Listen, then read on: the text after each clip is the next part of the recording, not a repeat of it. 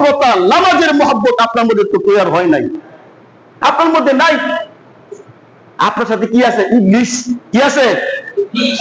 ইবলিস। এমনি ইবলিস কাকে বলে? ফাসাজাদু ইল্লা ইবলিস। আল্লাহ বলেছেন কোরআনে, ফাসাজাদু ইল্লা ইবলিস।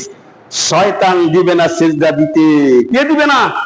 শয়তান। ফাসাজাদু, সিজদা করতে দিবে না কে? ইল্লা ইবলিস। আল্লাহ পাকের পক্ষ থেকে যে ইল্লা ইবলিস, আল্লাহ যে অর্ডার করেছেন সিজদা করার জন্য, এটা করতে দিবে না। সে ওখানেও করে নাই, এখানে এসেও আপনাকে আমাকে করতে দিবে। এর সাথে শয়তান। হয়তো আপনার প্রশ্ন করবেন, মসজিদের ভিতরে আবার শয়তান কিভাবে আসে?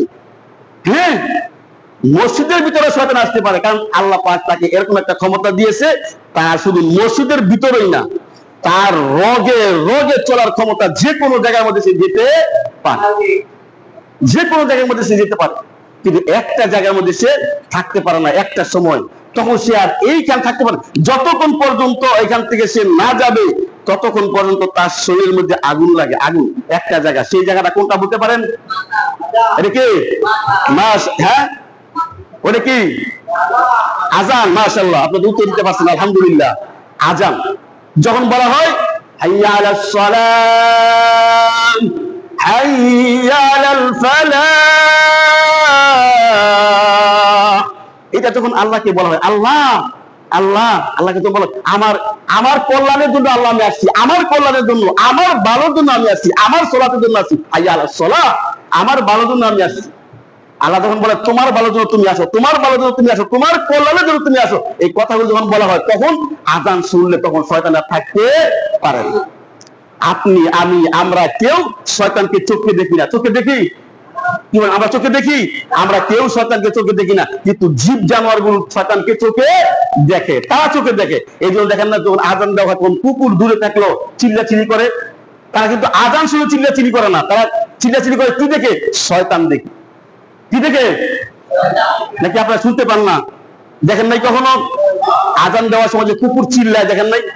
কা কা কা কা করে চিল্লায়, তারা শয়তান দেখে। শয়তান দেখে তারা চিল্লাচিল্লি করে, শয়তানকে দূরেতেছে দূরেতেছে।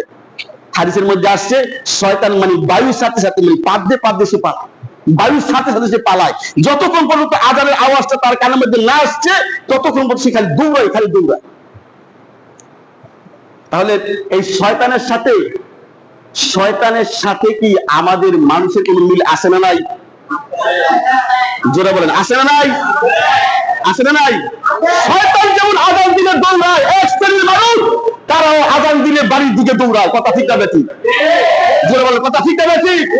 মানে ইবলিস শয়তানের সাথে আর এই মানুষ রূপী শয়তানের সাথে কোন রকমের কোন পার্থক্য নাই, পার্থক্য নাই। সেও নামাজ পড়ে না, এই শয়তান রূপী মানুষও নামাজ পড়ে না। সে শয়তানের বড় ভাই, সে শয়তানের কি? বড় ভাই, বড় ভাই। সেও নামাজ পড়ে না। আজান দিবে তুমি নামাজ যাইবা, আজান দিবে তুমি ওযু করবা, আজান দিবে তুমি আল্লাহকে তুমি বাড়ি কেউ যাচ্ছ? কেউ তুমি যাচ্ছ? এতক্ষণ তো তুমি ঘন্টার পর ঘন্টার সময় কাটাচ্ছ, এতক্ষণ তো তুমি রসগোল্লা আনন্দ, তুমি আনন্দ থেকে সবকিছু করতে পারলা, তাহলে নামাজের সময় কেন তুমি বাড়ি যাও? আজান দিলে তোমার কি হলো? আল্লাহ রাসূল বলেন, যখন আজান দেওয়া হয় তখন শয়তানের গায়ের মধ্যে কি লাগে? আগুন। কি লাগে? আগুন লাগে। এই জন্য শয়তান তাড়াতাড়ি দৌড়ায়। তো আজান দেওয়ার সময় মানুষ রূপী শয়তান যারা আছে তাদের গায়ের মধ্যে আগুন লাগে, এই জন্য তারা বাড়ি চলে যায়, বিভিন্ন জায়গায় চলে যায়, এদিক চলে যায়, সেদিক চলে যায়, তাড়াতাড়ি জায়গা। এটা কোন সময় বেশি হয় করতে পারবেন? কোন সময়টা বেশি হয় এটা? মাশাআল্লাহ, মাশাআল্লাহ, আপনারা সবাই জানেন সবকিছু।